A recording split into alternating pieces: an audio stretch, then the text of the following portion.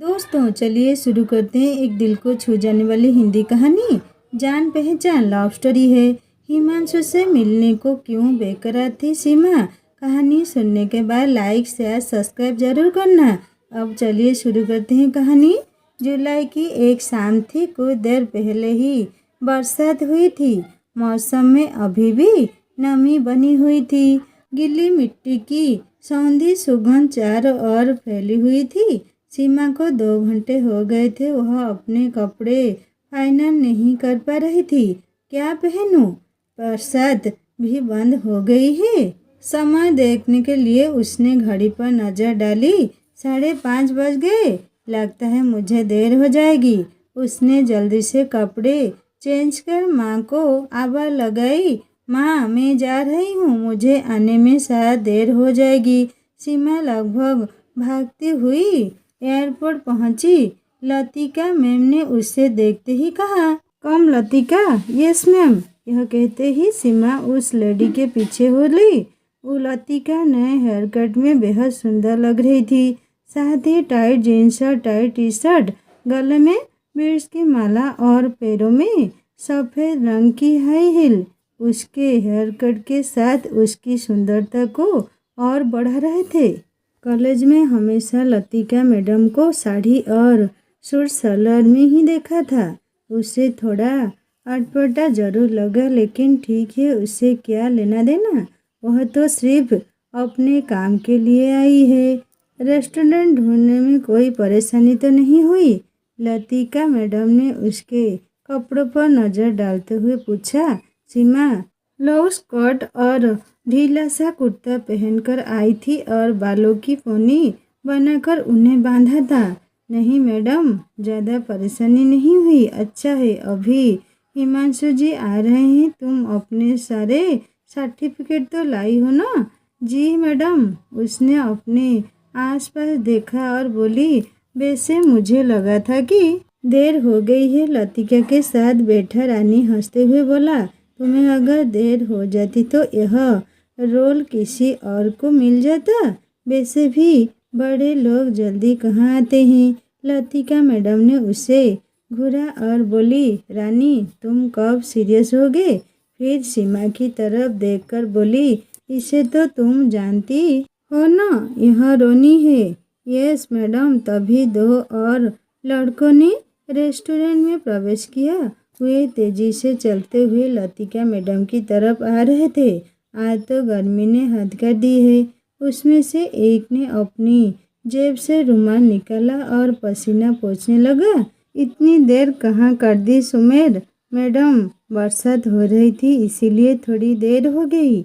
यह तो अच्छा है कि अभी तक हिमांशु जी नहीं आए हैं, वरना कितनी उमस से है आज। फिर लतिका मैडम की तरफ देखकर बोला, मैडम हिमांशु जी आएंगे भी या नहीं, या आज फिर खाली हाथ लौटना होगा? मेरी उनसे फ़ोन पर बात हुई थी। वे थोड़ी देर में पहुंचने ही वाले हैं। वेटर को ऑर्डर देकर वह सीमा का सबसे परिचय कराने लगी। सीमा, यह सुमेर है और यह अर्जुन। मैडम, नम्रता और दीपाली नहीं आई। वे आज नहीं आएंगी क्योंकि उनका घर बहुत दूर है। इस बारिश ने सब कुछ गड़बड़ कर दिया। वे सब आपस में बातें करने लगे।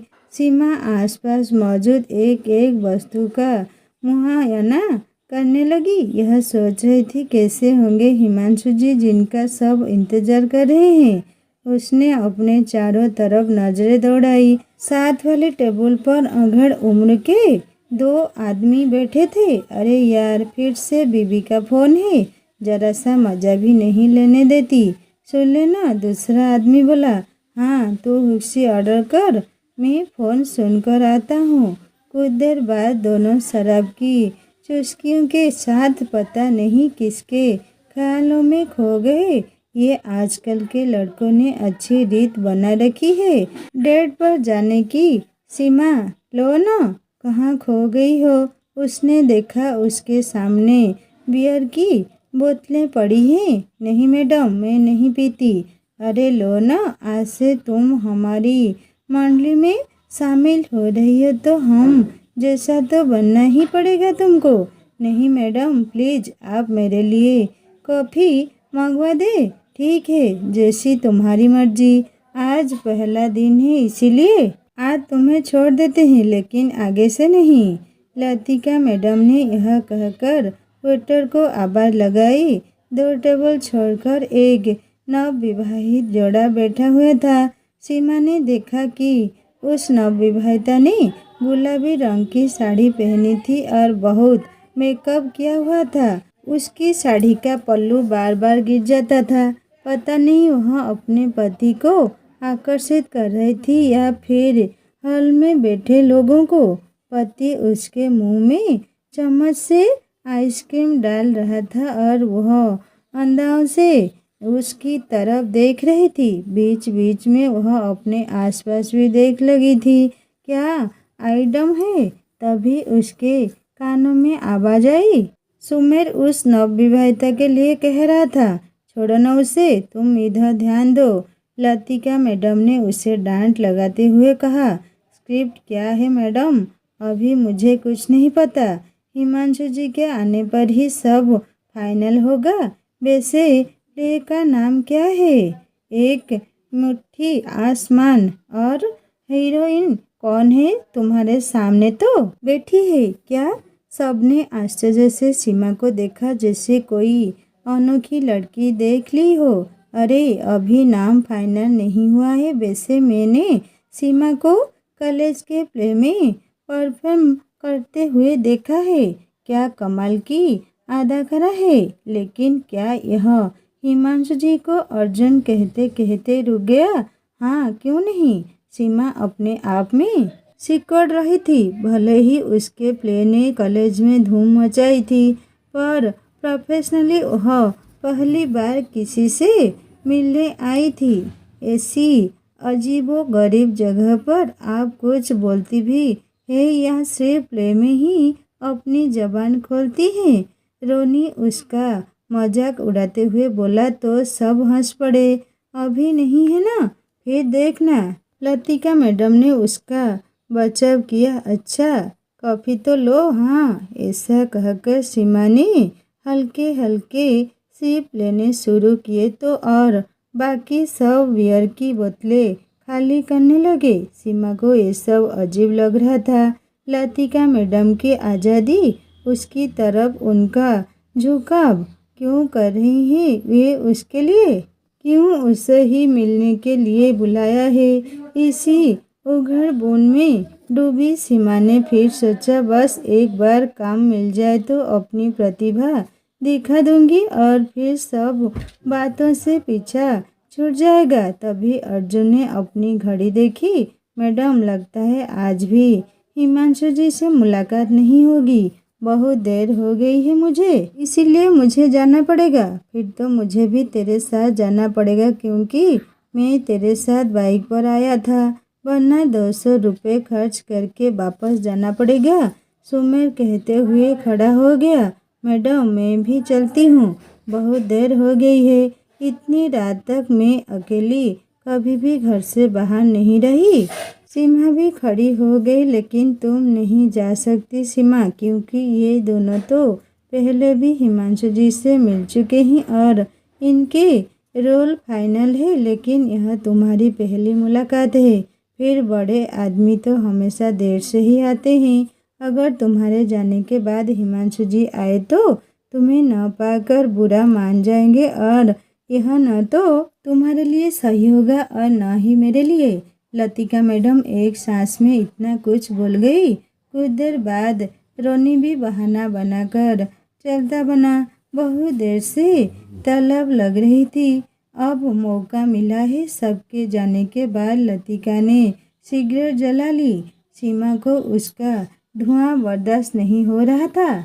चारों तरफ शराब और सिगरेट की गंध फैली हुई थी। सीमा का मन कर रहा था कि वह वहाँ से उठकर भाग जाए, पर हिमांशु जी से मिलना भी जरूरी था। तुम्हें पता है इस रोल के लिए कितनी लड़कियां मेरे पास आई थी, पर मुझे सबसे ज़्यादा प्रतिभा तुम में दिखाई दी और इसीलिए मैंने तुम्हें हिमांशु जी से मिलवाने का फैसला किया है। तभी लतिका मैडम बोली, वह देखो हिमांशु जी आ गए हैं। सीमा ने देखा, एक अड़ड़ उम्र का गंजा आदमी उसकी ओर चला आ रहा है। उसने महंगे कपड़े पहने हुए हैं। उसके साथ 2 और आदमी हैं, पर हिमांशु जी ने उन्हें वहीं रुकने का इशारा किया।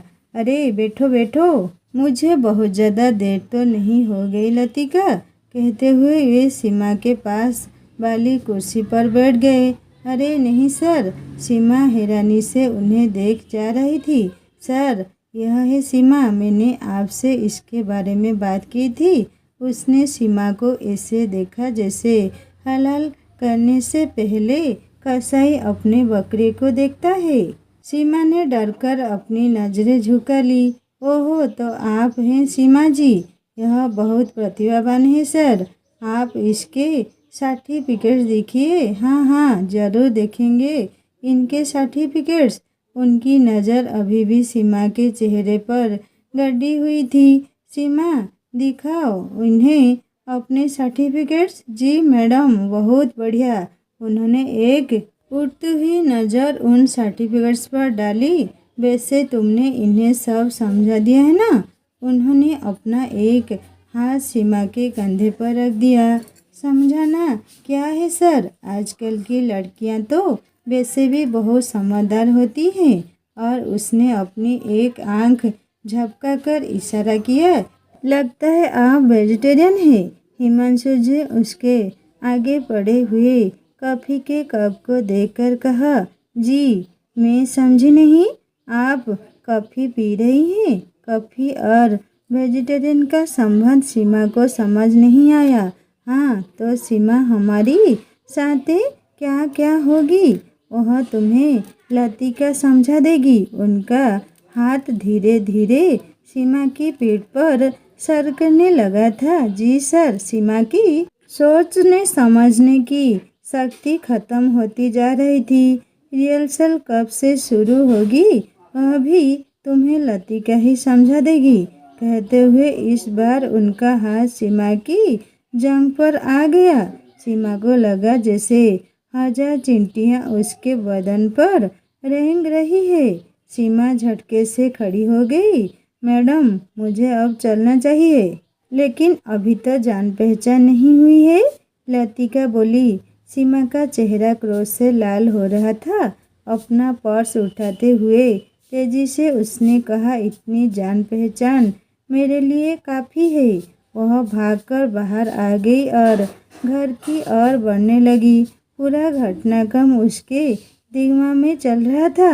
हिमांशु का उसे देखना, छूना, सर्टिफिकेट तो मात्र बहाना था। यह सब लतिका की एक चाल थी। फिल्म दिलवाने के नाम पर वह उसे किसी और ही काम में फंसा रही थी। यह सब सोचते हुए उसे लगा मानो दिमाग की नसें फट जाएगी। वह जोर जोर से सांस लेने लगी। बाहर अभी भी बहुत उमस थी, पर उससे वह उमस अंदर की ठंडी हवा से कहीं ज़्यादा अच्छी लग रही थी। वह एक मुट्ठी आसमान के लिए अपना सारा जहां कुर्बान नहीं कर सकती थी। दोस्तों, कहते हैं ना, नारी ही नारी का दुश्मन है। कहानी कैसी लगी मुझे ज़रूर कमेंट करके बताएगा। और अच्छी लगी तो लाइक करना, दोस्तों से शेयर करना और सब्सक्राइब करके बेल आइकन दबा देना। और एक नई कहानी जल्दी लेकर आऊँगा। नमस्ते।